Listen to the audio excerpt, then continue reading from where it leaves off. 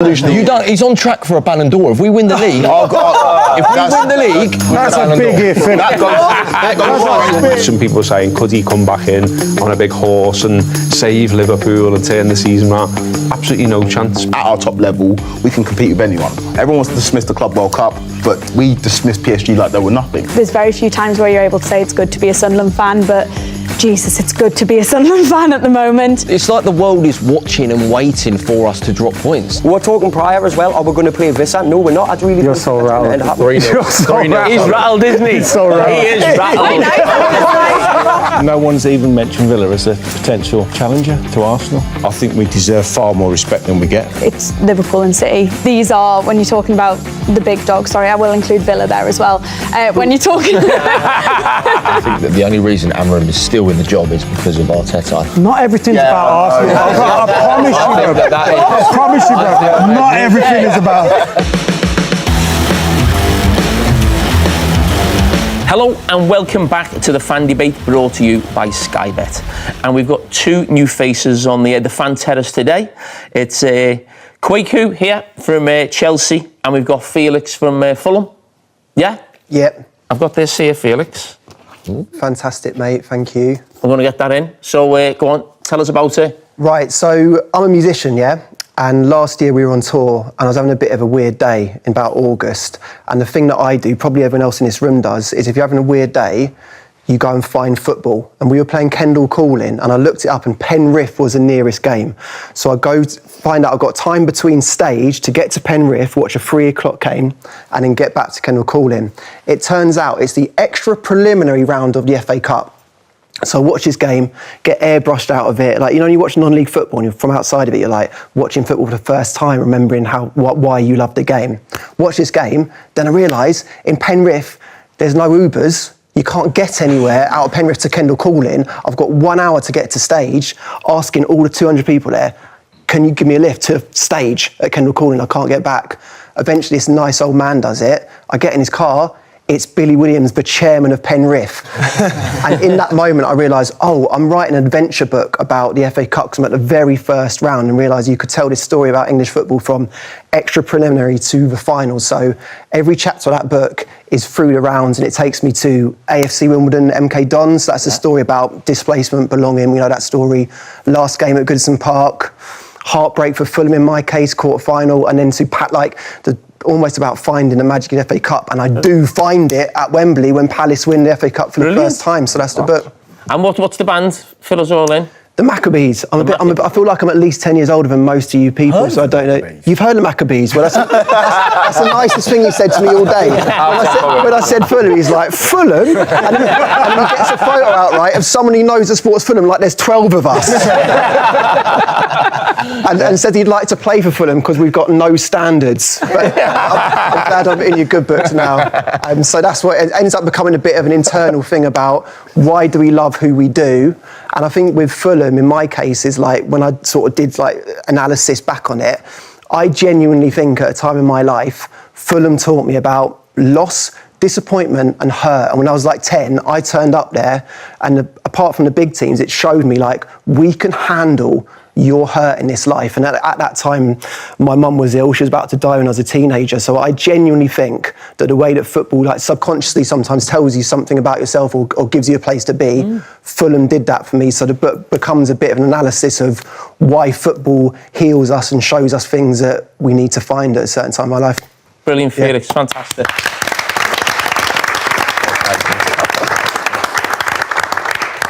Right, well, we're going to start with the man on your left.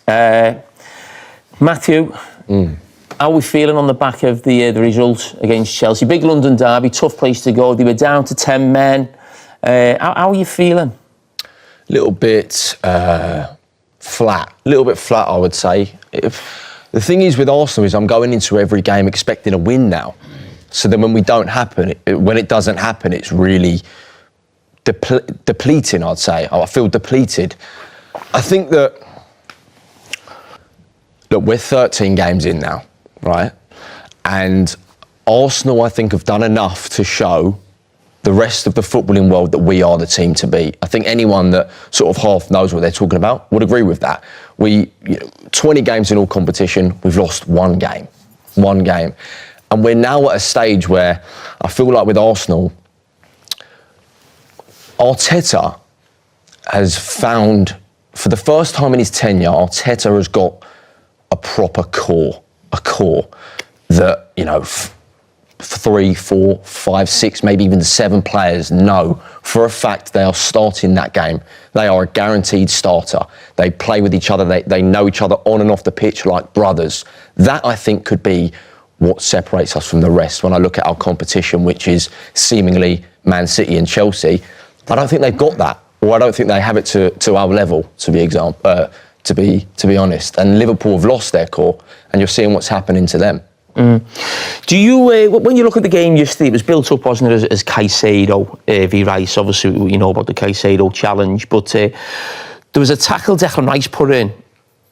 I don't know, but in about the first 15 minutes, he saved the goal basically, didn't he? He hooked his foot around. Yeah, but he made up for it. No, I know, but no, it was a great tackle, but the touch from Neto was class. Yeah, but you've said that you think he's the best midfield player on the planet. Yeah. Yeah? Yeah. Go on, why? I think that he's showing levels right now. Look, last time I was sat here, Paul Scholes looked at me in the eye and he said that Tonali was a better footballer than Declan Rice.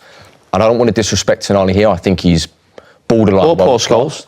Or Paul Scholes. I think he's borderline world class, if not world class. But I was actually very happy when that aired because I think it sort of showed how overshadowed Declan Rice's brilliance is. What we're witnessing week in, week out from Declan Rice, I think it's freakish. You are getting a player that is guaranteed 90 minutes, 3 times a week from August to May, constantly running up and down the pitch. There isn't a single skill, attribute, nothing that he lacks, in my opinion. He's always good for a goal. He scans the game. His awareness is unbelievable. Tracking back, his decision-making, flawless. Our top assister in the league. Constantly. He takes corners, that's why. The best set piece specialist. Why is that a discredit to his game? You've riled yourself a bit. don't let him. No, I'm not going to let him. Look, the thing is with Luke, when you make a good point, he likes to try and banner it off. Okay. You know that Declan Rice is the best on the planet, but the thing is, he's not the best. I don't think You he win, is. yeah. Who do you have? I mean, I love Pedri. I prefer midfielders like Pedri and stuff like that. He's probably the how best many in the Premier times a League. year do you watch Vitinha for you to say that he's better than Rice? No, mate. You've replied, so. No, but I understand what you said about Declan Rice, right? He's amazing. He does things that catch the eye. But in terms of a midfielder, I want somebody who's brilliant on the ball. I don't even think he's the best on the ball in your midfield. Zubimendi, for me, is the key to Arsenal. And the fact that he got an early booking yesterday kind of took away from his game. And as a Chelsea fan, that's what I was focusing on before the game. I think Rice is amazing, right? Rice is incredible set pieces. He embodies everything you want from an English centre midfielder. But for me, when I want a centre midfielder, I want Kevin De Bruyne. I want somebody who's the best on the pitch on the ball. But I think that's a little bit. We can all like different midfielders, and when Adam said Pedri, that's, yeah, but and Vitinha, you just mentioned, but completely different players. So everyone's got their own strengths and weaknesses. But when you talk about Declan Rice, I've always said this, I feel like I'm watching Roy Keane, that type of player who can almost do everything. We sort of have midfield players now, don't we, where we say, OK, he's the deeper one, he's the creative one, or, you mentioned Zubimendi. OK, his job is to sort of, almost like what Busquets was, sit deep, get on the ball, get the team playing. So you like your midfielder like that. Somebody else likes a certain type of midfield player. But I think with Declan Rice, that's the best way I could describe him, where he feels like a Roy Keane to me, where he does all of those things, really. He just looks power. I never feel anyone can run past Declan Rice, even when someone tries to dribble past him. He's a bit like that when I used to watch Roy Keane. Stevie was like that. They had this power in this frame. He's the most unbelievable athlete, though. I feel like you don't... I think Declan Rice is fantastic. I'm just trying to throw out other midfielders. I don't think he's the best in the world. I think he's arguably the best in the Premier League. Would you take Jude over him, or from an England fan's I class Jude more as like a number 10, really. Okay. Yeah, and that's the point. That's a really good point, because when we talk about midfield players, and we go to that debate, don't we, always, Gerrard, Lampard, Scholes, it's almost because we saw them as the goal-scoring ones. We see Keane and Vieira and Petit as almost like, they're just like centre midfield players. Do you understand what I mean? And there's like almost different midfield players now, because there's 3 players playing in there more often than not, isn't he? Is Declan Rice caught up in between being like... He's not an out-and-out attacking midfielder, he's not an out-and-out sitting, he's kind of just caught up. I think he's whatever the he wants to be, if I'm honest. He is our midfield. And people also underestimate the best ability being availability. And he is always available. The past week we've just had, he played the whole game. Spurs, Bayern, Chelsea, didn't stop running end to end, creating chances, good for a goal, like I said. We underestimate how important that is. And also, when we don't have the ball, he is our leader without the armband. He's the one communicating with every player. You stay here, you go there. He is our captain. And like you said, it's like a Roy Keane, but people don't like to admit that because it's today's day and age. Everyone likes to look back. But what we're witnessing right now from Declan Rice, I think is revolutionary. Oh, no, that's you've gone way too far. Revolutionary. You don't. He's on track for a Ballon d'Or. If we win the league, if we win the league and the World Cup, I was having that's a big if. That goes straight in the thumbnail. Arsenal favourites for the league. I understand what you're saying, World but Cup. Declan Rice. Revolutionary is ridiculous. Like Jamie played with Steven Gerrard. Like, I'm sorry, I love Declan Rice. He's not. He couldn't lay Steven Gerrard's boots, and I think Declan Rice is amazing for today's day and age. He couldn't talk to Paul Scholes. He couldn't talk to Frank Lampard. He couldn't talk to any of those midfielders. I think the midfielders you've just mentioned there, they've all won big trophies, and I think they've all been Player of the Year. So I think Kevin De Bruyne's been perfect Player of the Year. Stevie has. I think Roy Keane has. I think if Declan Rice goes on to win those trophies, what you're saying there, I'm not quite sure about the Ballon d'Or, but I could see if Arsenal win the league this year, I think Declan Rice would probably be seen as the guy who's not won them the league, but I would imagine he would get Player of the Year. I would say Declan Rice. So then that does put him in that conversation with those midfield players, and I do believe Arsenal probably will win the league, and Declan will get that trophy. But you've just mentioned before, Matt, about Arsenal have only lost one game this season, so they've had a brilliant season. Everyone thinks they're not head and shoulders above everybody else, but a level above this season, certainly with the squad as well. Does it worry you that you've had such a great start that you're not almost further ahead and there's still an awful long way to go? Does that sort of worry you and nag you at the back of your mind? Because I don't think City, Liverpool or Chelsea have been that consistent. They've all dropped points and lost really poor games where you wouldn't expect them to. So is it almost that nagging doubt that you wish you were another sort of 4 or 5 points further forward? I'm not worried. I don't think that the word is worried. Maybe if you look back on the patterns, like Luke was saying before, there are patterns of us slipping up. But I'm not worried in the sense that we've ticked some of the toughest places this league has to offer off the list. You know, we've been to Old Trafford, been to Anfield, been to St James's Park, been Stadium of Light, going to Villa Park next week. We battered Spurs at home, we played City at home. City have been very inconsistent away from home. Chelsea have been very inconsistent at home. So I'm looking at us and our discipline and our consistency, and I think that it's a level above everyone else around us. I'm not discrediting Chelsea, were superb yesterday, still couldn't beat us. City, superb at our place. 10 men. I think I understand. 11 against 11, they win. But they still couldn't beat us. I understand. I'm not saying that they should have with 10 men, but they couldn't beat us. City were superb when they came to the Emirates, still couldn't beat us. And it's also, I'm sure we might come onto it in a little bit, it's also the depth is just unbelievable. I know yesterday it didn't go as planned. We weren't, it was probably our worst performance of the season, but we didn't have our main centre-backs, both of them missing, and we've got Hincapié and Mosquera playing together for the first time in the league. I said to Luke beforehand, what happens if your two centre-backs get injured? Who have you got to come in? Ake and Stones. Would you back them to go to Stamford Bridge and take 3 points? Probably not. You didn't take 3 points. No, I understand. You'd probably lose that game.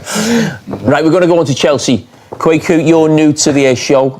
Thanks for joining us. Tell us a little bit about yourself. Yeah, I'm a lifelong Chelsea fan. Fell in love with Gianfranco Zola from a young age. We were having a chat before. I was saying I was that close from calling my little boy Gianfranco. That's how much I'm in love with that little man. But I work at various places talking about football for a living. And I was covering the game last night, and I'm a Chelsea fan that's realistic, right? And I've seen Chelsea teams that have gone on to win the biggest trophies and been on some amazing away days. And I'm looking at this Chelsea team. I'm looking at the fight that they showed last night. Like you said, went down to 10 men. And this is an Arsenal team who, again, Arsenal are the most hated team in the Premier League right now, but we all have to admit they're the best team in the league. They're probably the best team in the world. And so for me to see my Chelsea team go up against that team and show some heart and desire after going down to 10 men, it showed me that at our top level, we can compete with anyone. Everyone wants to dismiss the Club World Cup. but we dismissed PSG like they were nothing. It's the PSG that turned over Villa, turned over Liverpool, turned over City, turned over Arsenal. They beat you, they knocked you out. They knocked everybody out, but we beat them 3-0. And then we look at the game against Barcelona again. With Chelsea, there seems to be a post-mortem. After they beat these teams, there's almost like, oh yeah, but PSG were knackered. Oh, but Barcelona aren't that good. Oh, Arsenal were depleted. But maybe it's just Chelsea making them look that bad. And so I look at this Chelsea team and I'm seeing something. And I know you're famous for saying that Chelsea should stop signing players and players should stop signing for Chelsea. But from your point of view, do you feel like there's evidence that this is working now? Yeah, I mean, I've got to clarify this statement. It's got me a lot of numbers on TikTok, Chelsea fans. I've had this frustration with Chelsea for a few years now. It wasn't, the point I was trying to make was if I was a young player and they just kept buying young players, but it feels like they just keep buying young players in the same position.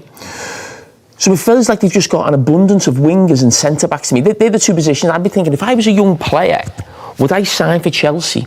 Because it almost feels like they buy another player in my position the year after. So even this year, you've signed, OK, let's go to the wing. So you signed Gittins this year. Who else did you sign as a winger? So you've signed Garnacho and Gittins. You've got another winger coming next summer from Sporting Lisbon. Yeah. Do you understand what I mean? So the point I was trying to make, if I was a young player and thinking, right, where's my career going? Am I going to sign for Chelsea, this project? How am I going to be given an opportunity? Because they're buying another player in my position in a year's time. So where's he going to go? Where am I going to go? Yeah. So that was the point I was trying to make. And that's why when you look at how many goalkeepers you had on your books and how many centre-backs, and I've said this before about Chelsea, I might be wrong, but our other centre-backs feel of the same quality. I should add, I think Chalobah's been excellent this season. I think he's probably been your best centre-back, and he almost looks like he's stepped out of the pack there. Winger-wise, obviously, some really good players there, but there's a lot of them. So that was the point. That hopefully we can put that to bed now. That was the end of it. But I wanted to ask you, because I think Chelsea have been brilliant this season, but when I actually look at the team on paper, it doesn't convince me. But obviously, as we know, the game's played on the pitch and they've done really well. I actually think the star right now is the manager. Yeah. I'm a big fan of the manager. But what I used to say last season, it felt like he never really had a connection with the supporters. You would know that better than me. But I think the PSG win in the summer in the World Club Cup actually gave Chelsea fans belief, actually, we've got someone good here. He's gone up against PSG. He's gone up against Luis Enrique and took them to the cleaners. And watching them this season, the celebration after Liverpool, him with the fans, all that type of stuff, it feels to me like there's a togetherness between the support and the manager. Is that fair? Because I think he's really good. Yeah, Chelsea more than any other club. There's football clubs that winning's not the only thing. You have to play a certain type of way. And those are legacy clubs in this country, right? Liverpool, Arsenal, Manchester United. You can't just win. You have to play a certain type of football. With Chelsea, it's almost the antithesis of that because of the way that we kind of emerged under Abramovich. It was a case of we fell in love with those enigmatic managers like Mourinho and Tuchel and Conte. It wasn't about the style of play, it was about the results. And Maresca's almost the opposite of that. He's a man that he's all about the nuances of football. He focuses on the X's and O's, and he doesn't really give the fans that kind of that feeling of emotion that we got from those other managers.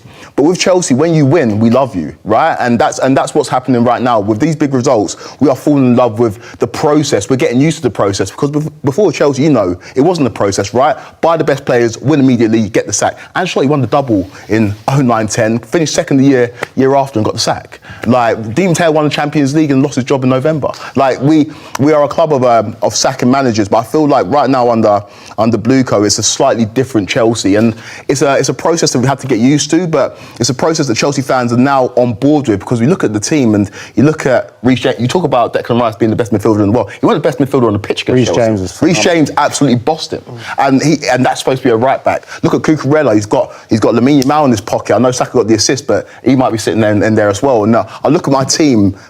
Like Cole Palmer, barely played the season, one of the best players in the world. Caicedo, one of the best midfielders in the world. Lamine Yamal, one of the most exciting players in the world. All of a sudden, I've named 6 or 7 players there that in a season or two will be the best players in the world. Esteval.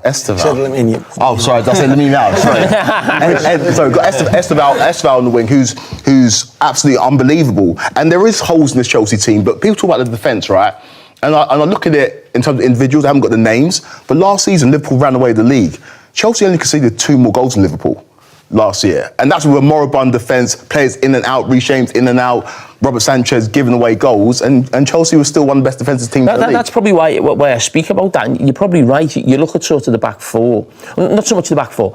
I think everyone here, when your team's going for the league or wins the league, you're always thinking of a certain type of goalkeeper, a centre-back, a centre midfield player, a guy through the middle. And probably besides central midfield, you don't seem to have those names. And that's why I go back to the fact that I think Maresca's getting the absolute maximum, if not more, out of the squad of players that he's got. But you're used to seeing Chelsea win the biggest trophies. You're still 6 points off the top, and obviously you're pleased because you're getting some great results in Europe as well, and Maresca's doing well. It's a young team. At what stage, as a Chelsea fan, do you become not pleased with being 6 points off the top? Is that next season where you go, okay, this is the season where we have to really go for it? There's some Chelsea fans there right now, and that's because of the way that we have been built up. But yeah, I think next season's definitely the year, right? I can't go through all those players and say they're some of the best players in the world and then bottle out the title race next season. Of course, next season Chelsea should be challenging for the title, and in my opinion, winning the title, because this is a collection of young players that not only are some of the best players in the positions, but are on those ridiculously long contracts. There's nobody coming in for Cole Palmer who's going to pay 200 mil. That doesn't happen in football anymore. Caicedo bought him for north of 100 mil. No one's coming in for him because the contract is so long. So next season's the year. But I'll point to a Chelsea team, and again, this is not me writing off this season, because I do think there is an element of not vulnerability of Arsenal, but you mentioned about the places they've gone and not lost, but you played against, I know Liverpool's struggling, but the three other best teams in this league, in Liverpool, Man City and Chelsea, haven't been any of them this season in the league. And so I do look at Arsenal and I see and Villa. And you play Villa next weekend, right? Yep. Not an easy team to play against. And so let's see, right? Liverpool looked out of it. But all of a sudden we'll win. They're only 3 points behind Chelsea. It's a close league this year, so nobody's out of it yet. And Arsenal, I think they need to be, by April time, clear of everybody to really win this league, because I look when Chelsea broke through 04-05.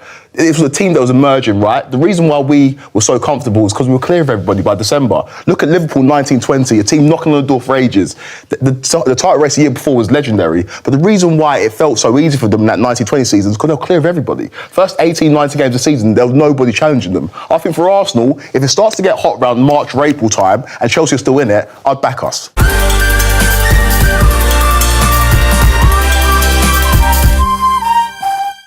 Well, Luke, when you talk about teams trying to make it hot for them, you've done that twice to Arsenal. City's start of the season's been funny in that it feels a little bit, doesn't feel amazing, but you're still only 5 points off Arsenal. It's weird, and we dropped 6 points in the first 3 games. We beat Wolves on the first day, which, you know, with all due respect, a lot of teams have managed this season. So that was a bit of a, I don't know what the word is, but it wasn't really a showing of, you know, what we can do. We beat him. Next 2 games we lost to Tottenham and Brighton, and that was really poor. But that was six points dropped in the first few games. Now, I don't think Arsenal dropped many besides the Liverpool game at the start, and since then we went on a pretty good run. I think it was 14 games in all comps. We lost one of them, which was against Villa, which we know now was a very tough game. It was a tough game at the time. And then obviously the last week or so has not been too good. Lost to Newcastle away, a few questionable decisions, but again, we're not the fan base to bang on about them like, you know, certain other ones do a bit. And then midweek was poor. That was really poor. Made 10 changes in the Champions League, and I'd like to think we'll be all right in the Champions League. I think we've still got a decent chance of getting top 8. We've got Real Madrid away next, which will be difficult, but in the league, we weren't good against Leeds besides maybe the first half or so. We didn't finish the game off. They get back in, they climb back in, and I was thinking, if we draw this, we're in big trouble. We won the game. Does it show that you're struggling this season, where your goalkeeper has to go down and fake an injury to get a tactical breakdown with Pep? Well, who knows the inside of Donnarumma's head, to be honest. So that's all I'll say. We've seen it before with other teams doing it. But to see Pep do it. Yeah, well, you know, we won the game, so I'm not going to question any decisions that were made on that pitch, especially Phil Foden's boot, because that was a great goal at the end. But like you said, 5 points. Arsenal have been very good so far. We all know that. But as you pointed out, they've not won many big games yet. They've got some tough ones coming up. City still haven't had Rodri really play yet, and he's arguably one of our best players if he can get back fit. And Luke, when you're going through the season there, you're sort of saying you're not being at your best, and then you're probably thinking, okay, it could get better. But when you've not been at your best, is that because that's the level City are right now? They're not the City of old. Are you expecting a big upturn? Yeah, Actually, 100%. what you've seen is actually this is City now. We are going to drop points and lose games now and again. I don't think that's City. I think we've had a pretty inconsistent start, like a lot of other teams. But I mean, as much as Liverpool ran away with it last season, we finished the season very, very strongly last year. Came third in a season where, you know, people were looking at us not even getting in the top 5, top 6, getting Champions League. We had a run similar to the one Liverpool are having at the moment. It was terrible. Think about the mood at, you know, Anfield right now. You've obviously got to win at the weekend, but losing almost every game. You go into the games thinking you're going to lose, and still, with a bit of investment in January last season, we pulled through and we got third place, went on a good run. And I think we've done it time and time again. The treble year, I'm not saying by any means we're going to go and win a treble, but we looked really poor.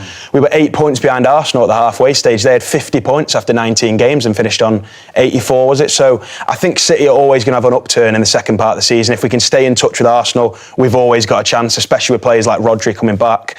We've had a lot of injuries as well. It's no excuse because we've been sloppy anyway. I think with a fully fit team, we'd have been sloppy. But Arsenal know that if we're up close, and if Chelsea are putting on a bit of pressure as well, I think Arsenal are always going to have a downturn. Do you think if you're 5 points behind now, if you could cut that to 2 or 3 by the time we sort of come out of the March international break? I know it's a long time, but that's when the real title run in. Do you think they'd bottle it? Yeah, well, I mean, if it was 2 or 3, they'd still have to come to the Etihad in April. I can't remember the last time they won at the Etihad in a meaningful game. I think what's really interesting though this season is that City fans almost feel like they are relying on Arsenal to drop rather than actually pointing towards this team is good enough to just keep doing what we're doing and eventually overtake them. I think that even when you were behind us in that season that you mentioned, you were sort of saying, this team is so good, we will eventually catch up. Yeah, but what you got to remember is that the reason we're looking at Arsenal games where they drop points is because we're not winning the points ourselves. And you have dropped a few points, we've dropped a few points. But I think back to that treble year, like I said, you had 50 points that season. I remember on New Year's Eve, we played Everton at home, which was a poor Everton side, by the way, and we drew that game 1-1. And I was thinking, we're 8 points off them, heading into the new year. Arsenal stomping everyone, and look what happened. We've got a completely different squad though. Look, you can't keep looking back on years. This is a different Arsenal team, different Arsenal squad. Way better than it won't be was a then. different team until they actually win it though. Yeah, they're always going to have that. Arsenal need to actually go and get a trophy because at the minute they're just pretty much bottle jobs with the Premier League. Everyone keeps catching them up.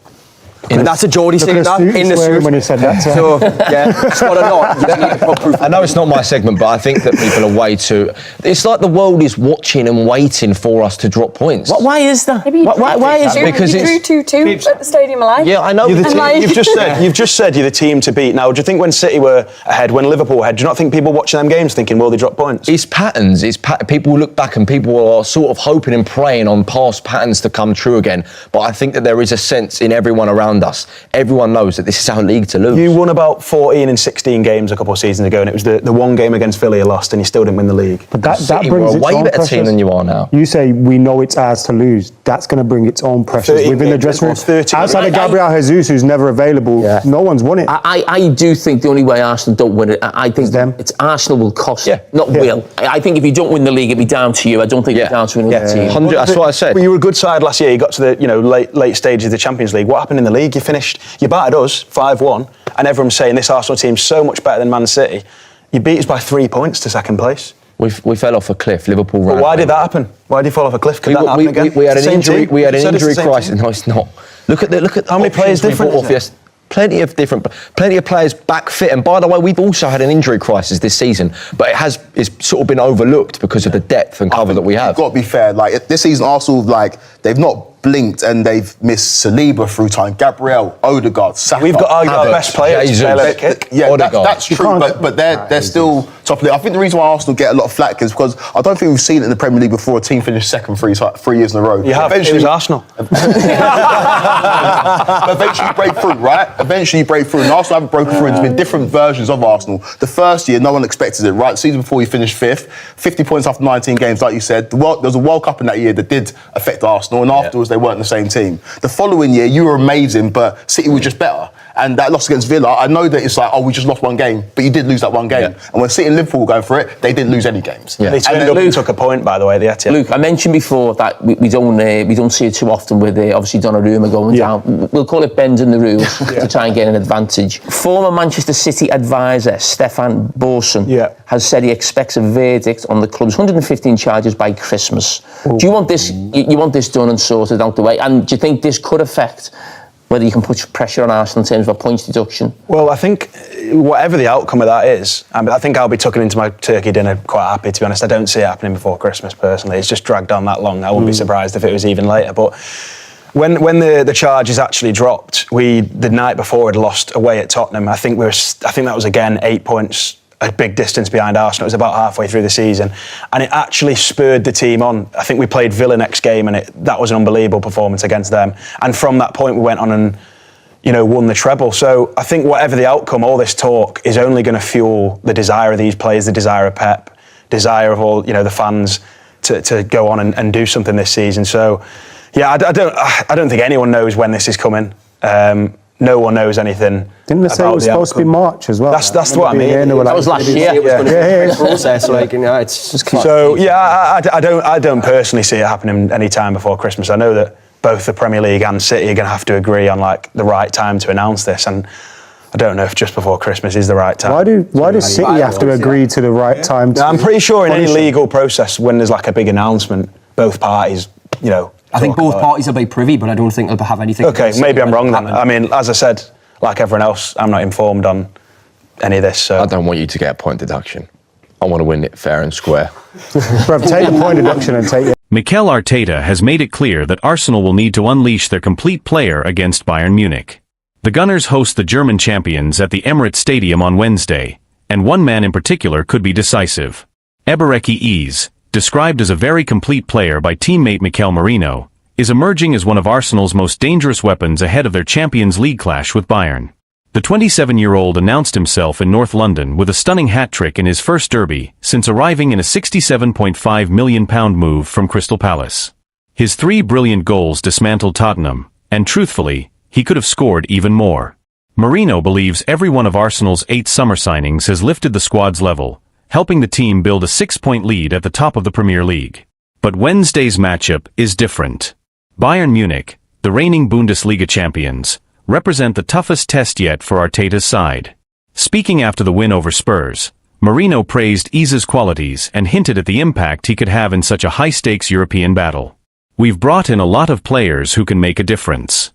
But you can see that other teams have spent big as well," the Spain international said. "Individual brilliance can win matches, sure, but in the end, it's the team that matters. If you have great players who don't connect, that's a problem. The good thing about this group is that everyone thinks about the team first." When asked about Eze specifically, Merino didn't hesitate. "I think he's incredibly complete. He can dribble, he can pass, and his technical quality is outstanding. In Spain, we always talk about players who can connect with others. He has that naturally. He grew up with that instinct to link play, move the ball, and build relationships on the pitch. He also has the mindset to get involved, demand the ball, and influence the game. At the same time, he's strong, he can take players on, and he can finish. He's a truly complete signing."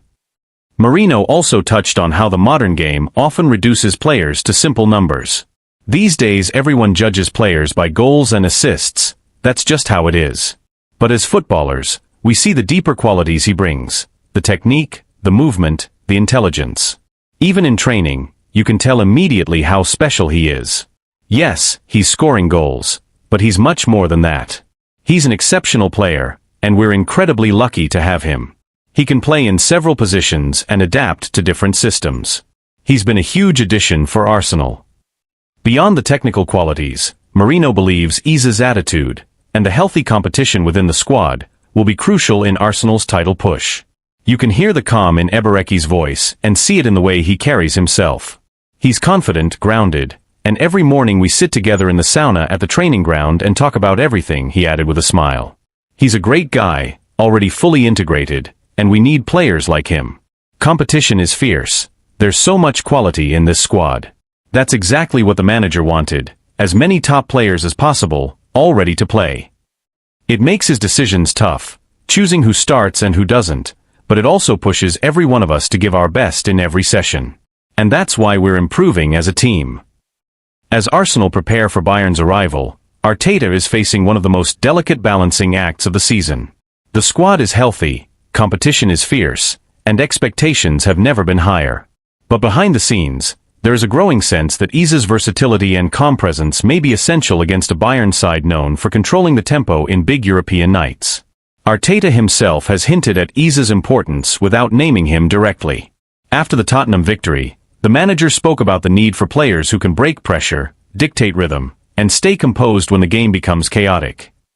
Those inside the club believe those comments were aimed at Iza as much as anyone. The coaching staff has been particularly impressed by how quickly he has adapted to Arsenal's positional play structure, a system that demands far more tactical discipline than what he was used to at Crystal Palace. Analysts at the club point to his growing influence not only in the final third, but also in build-up phases, where his ability to glide past pressure could help Arsenal bypass Bayern's aggressive midfield line. There is also an awareness that Bayern's fullbacks tend to push high, leaving spaces between the lines. Iza's skill set, sharp turns, deceptive acceleration, and precise final balls, could be exactly what Arteta needs to exploit those gaps. Outside the club, pundits have already started circling Wednesday's match as a defining moment for the £67.5 million signing.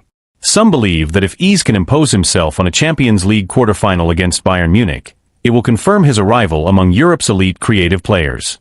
Former players have echoed that sentiment. Several ex-Arsenal figures, speaking on television over the weekend, highlighted the need for someone who can change the temperature of the match with a moment of calm or an unexpected burst of creativity. Iza, they argued, is one of the few in the squad capable of both.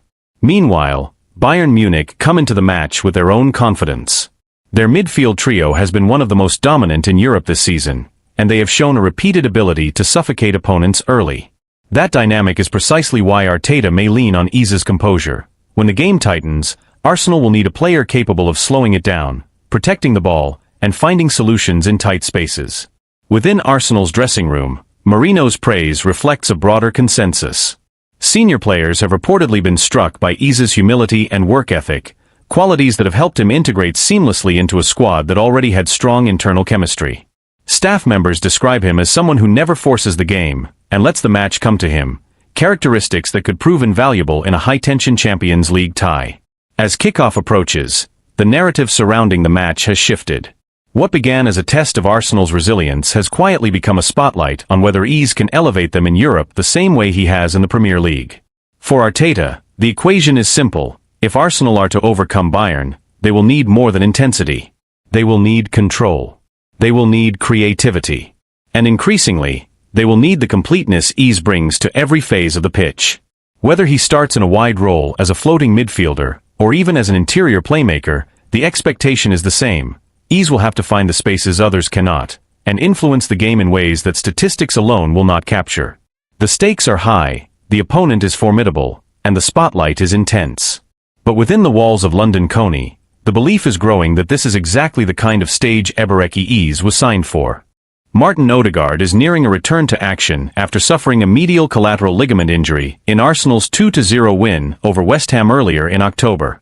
Yet, 3.5 years after Mikel Arteta named him captain, the Norwegian finds himself in an unfamiliar position. His place in the starting lineup is no longer guaranteed. For the first time since joining the club permanently from Real Madrid in August 2021, there is real debate over whether he remains an automatic choice for Arteta's 11. Odegaard, now 26, has been central to Arsenal's resurgence under Arteta, the conductor who shaped the team's rhythm through some of their most fluid football. But this season, the Gunners have been forced to navigate long stretches without their captain, first due to a shoulder issue that kept him out of 4 matches in September, and then because of a knee collision with West Ham's Crescencio Somerville that sidelined him again. And during his absence, something significant happened. Ebereki Iza stepped into the spotlight. Iza's sensational hat-trick in the North London Derby has complicated the picture. Now thriving in a central role, the England international has given Arsenal a different kind of presence around the edge of the box. A blend of unpredictability, directness, and two-footed confidence that opponents struggle to contain. He may not control games with the same metronomic precision as Odegaard, but he offers a spark, a willingness to take risks at moments when Arsenal need a jolt of creativity. After such a standout performance against Tottenham, it feels almost impossible to imagine Arteta leaving ease out. The manager has always had a soft spot for players riding a wave of confidence, and ease is currently surfing at full height. There was a similar situation back in September, when Mikel Merino was handed a start against Manchester City after scoring 4 times in 2 games for Spain, including a hat-trick against Turkey. Arteta doesn't hesitate to reward form. Ease has carried that form onto the international stage as well, recently scoring a stunning goal for England in a 2-0 win over Serbia in the World Cup qualifiers at Wembley. Though he can play on the left, it has always been clear that Arteta brought him to the Emirates to operate in midfield. And with Declan Rice and Martin Zubamendi near untouchable in the double pivot, the odds of Ease and Odegaard consistently starting together seem slim. That leaves Odegaard in an unfamiliar position. He needs minutes to rebuild sharpness, yet Arsenal's medical team won't rush him. The plan is likely to ease him back through short substitute appearances before restoring him to larger roles. But even once fully fit, Odegaard faces genuine competition, because Ease has shifted the landscape. His arrival has raised the team's ceiling, and his performances have earned him the right to keep his place. Before the dismantling of Tottenham, Ease had scored only twice for Arsenal, one against Port Vale in the Carabao Cup and another versus his former club Crystal Palace, a clever finish that sealed victory.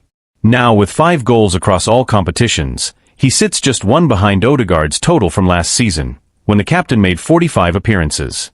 Odegaard's 2023-24 numbers were outstanding: 11 goals, 12 assists, influence written across every competition. That is the standard he must match again if he wants to reclaim his spot, because Ease is hungry, confident, and eager to impress ahead of next summer's World Cup. Arteta will insist that Arsenal need both players at their best if they are to meet their ambitions in the months ahead. And with Kai Havertz also working his way back to full fitness, potentially slotting into midfield behind marquee striker Victor Gyökeres, the battle for places has never been fiercer at the Emirates. For Odegaard, the message is clear: he must rise to the challenge. His leadership and quality remain unquestioned, but he can no longer rely on reputation alone. If he embraces the competition and fights his way back into the side, his return could push Arsenal to even greater heights. And if the team has already reached this level without several key figures, the potential for what comes next may be even greater. Inside the club, staff members are quietly acknowledging that Arsenal are entering a new phase, one where no player, not even the captain, is immune to tactical evolution. Arteta has spent the past 2 seasons building a squad capable of sustaining pressure across multiple competitions, and the emergence of Ease is a sign that the manager's long-term planning is beginning to bear fruit. Depth is no longer a luxury, it is a necessity. But with depth comes difficult decisions. Arteta has always valued balance in midfield, and the contrasting profiles of Odegaard and Ease force him to reconsider what type of midfield best suits the team's ambitions in Europe and the Premier League. The technical control and spatial awareness that Odegaard brings have defined Arsenal's identity under Arteta. Conversely, Ease's dynamism, physical presence, and unpredictable touches give Arsenal a new dimension, especially against teams that sit deep or defend aggressively in central areas. This internal shift has also caught the attention of analysts and former players. Several pundits have begun to question whether the captaincy should guarantee a place in the lineup, especially at a club with ambitions of challenging for the Champions League. Others argue that Odegaard's leadership is too valuable to sideline, pointing to the standards he sets in training and his influence over younger players. Those debates are already spilling into the media, and they will only intensify as the season progresses. There is also the tactical question of whether Arteta might eventually experiment with a system that accommodates both Ease and Odegaard, something he briefly attempted earlier in the season during the win over West Ham. But with Rice and Zubamendi forming an almost impenetrable midfield pairing, any reshuffle risks destabilizing the defensive structure that has made Arsenal one of the most resilient teams in the league. The manager has hinted that he is open to adjustments, but only if they enhance the team's overall cohesion. For Odegaard himself, the challenge is as much psychological as it is physical. He has worked hard to cultivate an image of calm authority, a leader who raises the level of those around him through clarity and consistency. Now he must show that he can adapt, compete, and respond to adversity. His teammates still speak of him with admiration, describing him as one of the most studious and detail-oriented players at London Coney. They believe that once he regains full rhythm, he will naturally reassert his influence. Yet even they acknowledge that the landscape has shifted. One senior player privately remarked that, "The team is different now, Ease has changed what we can do in the final third. That sentiment reflects not a lack of faith in Odegaard, but an understanding that Arsenal have evolved while he has been sidelined. For Arteta, the ideal scenario is straightforward: a fully fit Odegaard competing with a fully confident Ease, creating a level of internal competition that lifts the entire squad. The manager often speaks about the need for healthy tension among his players, pressure that keeps standards high without fracturing unity. The arrival of Victor Gyökeres, combined with the recovery of Havertz, only amplifies that dynamic. Arsenal's season will almost certainly hinge on these midfield decisions. With Champions League knockout matches approaching and the Premier League title race tightening, Arteta must decide not only who starts, but what kind of identity he wants his team to carry into the defining months of the campaign. The next few weeks will reveal whether Odegaard's return sparks a resurgence or a battle for relevance. If he manages to reclaim his place, it could serve as a reminder of why Arteta trusted him with the armband in the first place. If he struggles, it will underline how rapidly Arsenal are progressing, and how little room there is for sentiment at the highest level. Either way, the captain's response will shape not just his future, but the trajectory of a team that believes it is on the brink of something significant.